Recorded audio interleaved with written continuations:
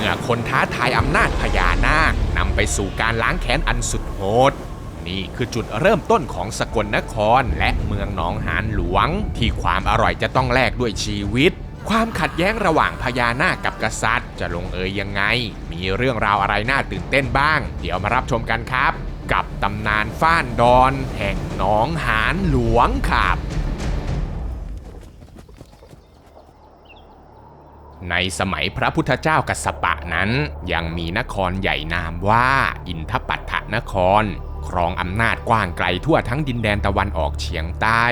จนวันหนึ่งครับพระเจ้าผู้ครองอินทปัฏฐนครได้มีพระราชโองการสั่งให้พระโอรสนามว่าขุนขอมให้อพยพไพร่พลไปตั้งเมืองใหม่ที่ริมฝั่งหนองหานบริเวณท่านางอาบในจังหวัดสกลนครปัจจุบันโดยให้ชื่อเมืองใหม่แห่งนี้ว่าเมืองหนองหานหลวงและสถาปนาขุนขอมขึ้นเป็นกษัตริย์ปกครองเมืองต่อไปและเมืองหนองหานนั้นนะครับก็มีอำนาจกว้างไกลอย่างมากครอบคลุมตั้งแต่แคว้นศรีโคตบูรณ์ทางตะวันออกทิศใต้ตั้งแต่ลำน้ำมูลลึกเข้าไปจนถึงดงพญาไฟทางตะวันตกจรดเทือกเขาเพชรบูรณ์ต่อกับแคว้นธาราวดีไปจนถึงเทือกเขาหลวงพระบางต่อกับแคว้นหฤพุนชัยทางเหนือเมืองหนองหานหลวงจึงมีฐานะเป็นเมืองเอกศูนย์กลางอำนาจที่รับช่วงต่อจากอินทปัฏฐนครอีกทีไม่นานครับขุนขอมก็มีพระราชโอรสองค์หนึ่งนามว่าเจ้าสุรอุทกโอรสผู้มีบุญญาธิการและเดชมหิทธิฤทธิ์อย่างมากเพราะในเวลาที่เขาประสูตินั้นมีเหตุอัศจรรย์เกิดขึ้นถึง2 อย่างนั่นก็คือมีน้ำพุผุดขึ้นมาจากแผ่นดินในป่าใกล้ๆกับเมืองซึ่งเรียกที่นั่นว่าส่งน้ำพุและที่แปลกที่สุดก็คือสุรอุทกกุมารได้ถือพระขันออกมาตั้งแต่กำเนิดด้วยหลังจากที่เจ้าสุรอุทกเติบใหญ่จนมีอายุได้15 ปีขุนขอมผู้เป็นพ่อก็สิ้นพระชนจากไปพระยาสุรอุทกจึงได้ขึ้นเสวยราชย์แทนพ่อปกครองเมืองหนองหานต่อไปและไม่นานหลังจากนั้นเจ้าสุรอุทกก็มีลูกชายสืบราชสมบัติ2 คนชื่อว่าเจ้าพิงคาระและเจ้าคำแดงกระทั่งมีอยู่วันหนึ่งครับขณะที่พระยาสุรอุทกนั่งเสรี่ยงเสด็จออกไปตรวจเขตแดนที่ปกครองลงไปทางใต้พร้อมกับเหล่าบริวารจำนวนมากและพอเมื่อเขาเดินทางไปจนถึงปากแม่น้ำมูลซึ่งเป็นเขตติดต่อกันของเมืองหนองหานหลวงและเมืองอินทปัฏฐที่นี่เองล่ะครับพระยาสุรอุทกก็ได้ทราบว่าอาณาเขตแถบแม่น้ำมูลแห่งนี้พระราชบิดาและพระเจ้าปู่จากเมืองอินทปัฏฐนครได้ทรงยกให้ธนมูลนาคและเหล่านาคเป็นผู้ปกปักรักษาดูแลพอพระยาสุรอุทกได้รู้เรื่องนี้ก็รู้สึกไม่พอใจและโกรธเคืองพระราชบิดาและพระเจ้าปู่ของตัวเองที่ให้เหล่านาคซึ่งเป็นสัตว์เดรัจฉานมาดูแลแม่น้ำของเมืองมนุษย์ด้วยความโมโหนี้เองล่ะครับเขาจึงดึงพระขันของตัวเองขึ้นมาสำแดงฤทธิ์ร่ายรำเพลงดาบเพื่อแสดงการข่มขู่ธนมูลนาคให้หวาดกลัวเมื่อธนมูลนาคที่อาศัยอยู่ใต้แม่น้ำได้เห็นแสงของพระขันวิเศษและได้ยินเสียงโห่ร้องของพวกมนุษย์เขาก็รู้สึกโกรธเคืองอย่างมากเช่นกันธนมูลนาคจึงขึ้นมาจากน้ำพร้อมกับสำแดงอิทธิฤทธิ์บันดาลให้ฟ้ามืดมัวและฝนตกลงมาอย่างหนักก่อนจะเข้าไปต่อสู้กับพระยาสุรอุทกทั้งสองเนี่ยนะครับมีฝีมือที่สูสีกันมากฟาดฟันกันจนพระอาทิตย์ตกดินก็ยังไม่รู้ผลแพ้ชนะทั้งคู่จึงยุติการประลองแล้วก็แยกย้ายกันกลับเมืองของตนเองไป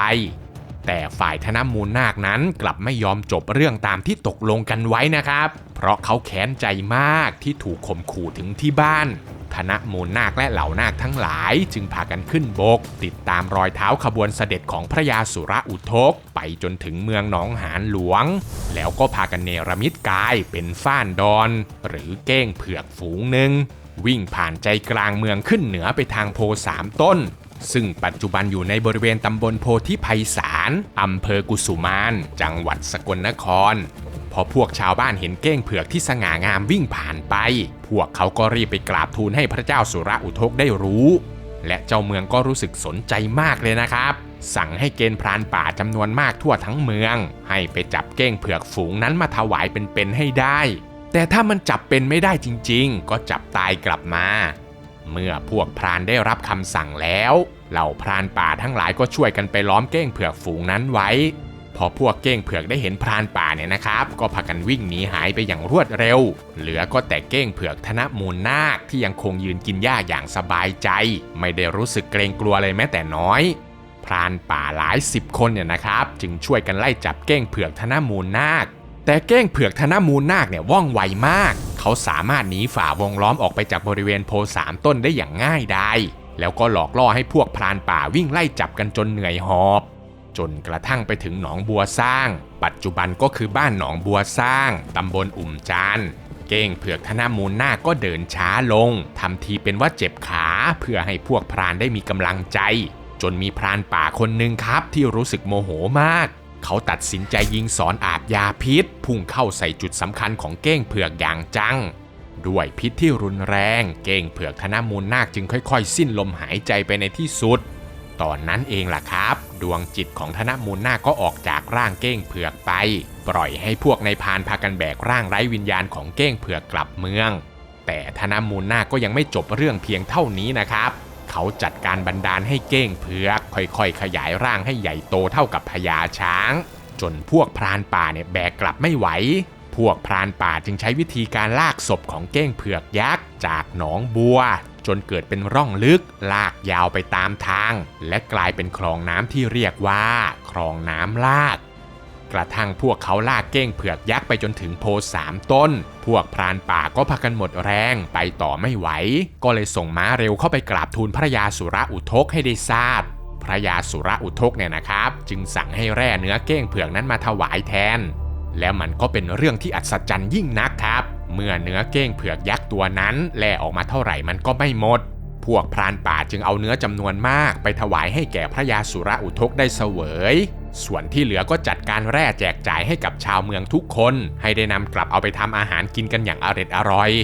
แต่แม้จะแล่เนื้อเก้งเผือกยักษ์ตัวนี้ยาวนานถึง3 วัน 3 คืนแล้วก็ตามนะครับเนื้อเก้งเผือกตัวนี้มันก็ยังไม่หมดแต่ถึงแม้ว่าพวกเขาจะสงสัยในความอัศจรรย์นี้แค่ไหนก็ตามความอร่อยของเนื้อเก้งเผือกมันก็ทำให้ทุกคนคลายความกังวลทั้งหมดไปพากันสุขสำราญกับเนื้อเก้งเผือกกันอย่างเต็มที่เว้นก็ซะแต่พวกแม่ไม้ในเมืองเท่านั้นที่ไม่ได้มีคนแบ่งเนื้อไปให้พวกเธอกินเพราะว่าพวกแม่ไม้นั้นถูกสังคมรังเกียจกระทั่งค่ำคืนมาถึงครับชาวเมืองหนองหานหลวงก็พากันหลับไหลไปเหมือนเช่นเคยฝ่ายธนมูลนาคก็เตรียมพลพรรคชาวนาคทั้งหลายพากันมุดลงหนองหานหลวงแล้วนำเอามวลน้ำมหาศาลให้ไหลหลากเข้าท่วมเมืองหนองหานหลวงทันทีพระยาสุรอุทกเองก็ต้องตื่นขึ้นมาในพระราชวังที่เต็มไปด้วยน้ำก่อนจะถูกธนมูลนาคใช้บ่วงนาคบาทลากออกจากที่บรรทมแล้วก็ลากไปลากมาลัดเลาะไปตามป่าตามทุ่งนาเพื่อให้ได้รับความเจ็บปวดถึงที่สุดจนกระทั่งลากมาถึงแม่น้ำโขงพระยาสุรอุทกก็ทนความเจ็บปวดทรมานไม่ไหวเขาขาดใจตายอยู่ตรงนั้นและเส้นทางที่พญานาคลากพระยาสุรอุทกมานั่นเองล่ะครับมันก็ได้กลายเป็นลำห้วยที่ไหลจากหนองหานหลวงสู่แม่น้ำโขงและถูกเรียกขานว่าลำน้ำกำก่อนจะเพี้ยนมาเป็นลำน้ำก่ำในปัจจุบันหลังจากที่เมืองหนองหานหลวงจมสู่บาดาลไปแล้วเจ้าพิงคานและเจ้าคำแดงโอรสทั้ง2 คนของพระยาสุรอุทกที่รอดชีวิตมาได้พวกเขาก็พาชาวเมืองที่เหลือรอดหนีน้ำไปที่เกาะกลางหนองหานซึ่งเชื่อกันว่าเกาะแห่งนั้นก็คือเกาะดอนสวรรค์ในปัจจุบันก่อนจะช่วยกันต่อแพต่อเรือขึ้นมาแล้วล่องไปทางทิศใต้ของหนองหานเพื่อแสวงหาชัยภูมิในการสร้างเมืองใหม่จนได้พบกับภูน้ำลอดเชิงชุมเป็นชัยภูมิที่ดีที่จะตั้งเป็นบ้านเมืองได้เจ้าพิงคานจึงตั้งมั่นและอธิษฐานต่อแผ่นดินว่า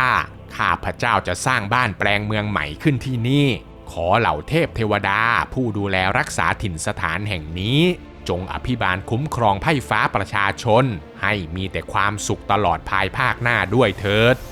เมื่อจบคำอธิษฐานพญานาคเกล็ดสีทองนามว่าสุวรรณนาคผู้เฝ้าดูแลรอยพระพุทธบาทที่ภูน้ำลอดมานานแสนนานก็ปรากฏกายแก่เจ้าชายพิงคานนำน้ำเต้าทองอันบรรจุน้ำหอมรถสงอภิเษกเจ้าชายพิงคานขึ้นเป็นเจ้าเมืองหนองหานหลวงและขนานนามเจ้าชายใหม่ว่าพระยาสุวรรณพิงคาระแล้วช่วยเจ้าชายสร้างบ้านแปลงเมืองหนองหานหลวงขึ้นมาใหม่ตั้งแต่นั้นสืบมา ส่วนเจ้าชายคำแดงพระอนุชานั้นเสนาอำมาตย์เมืองหนองหานน้อยก็ได้มาอัญเชิญให้ไปเป็นกษัตริย์แทนเจ้าเมืองคนเดิมที่เพิ่งจะสิ้นบุญไปเจ้าชายคำแดงจึงได้รับอภิเษกเป็นพระยาคำแดงหนองหานน้อยขึ้นปกครองไพร่ฟ้าประชาราษฎร์เป็นเมืองพี่เมืองน้องกับเมืองหนองหานหลวงสืบต่อไปนั่นเองครับและทั้งหมดนี้นะครับก็คือเรื่องราวตำนานฟ้านดอนแห่งหนองหานหลวงที่ผมได้นำเอามาฝากทุกคนในวันนี้นะครับหากมีข้อมูลตรงไหนผิดพลาดหรือตกหล่นตรงไหนไปเนี่ยผมและทีมงานต้องกราบขออภัยทุกคนด้วยนะครับถ้าเพื่อนๆชอบคลิปแบบนี้ก็อย่าลืมกดไลค์กดติดตามแล้วก็แชร์คลิปนี้ออกไปเพื่อเป็นกำลังใจให้กับผมและทีมงานด้วยนะครับหรือเพื่อนๆคนไหนอยากจะสนับสนุนมากกว่านี้ก็สามารถสมัครเข้ามาเป็นสมาชิกแบบรายเดือนหรือจะส่งเป็นซุปเปอร์แตงเข้ามาเป็นกำลังใจให้กับพวกเราได้นะครับคลิปหน้าอยากจะฟังเรื่องราวเกี่ยวกับอะไรก็คอมเมนต์เอาไว้ได้เลยนะครับผมอ่านทุกคอมเมนต์แน่นอนครับสำหรับคลิปนี้ก็มีเพียงเท่านี้เนาะแล้วเจอกันใหม่คลิปวิดีโอหน้าครับผมสวัสดีครับบ๊ายบาย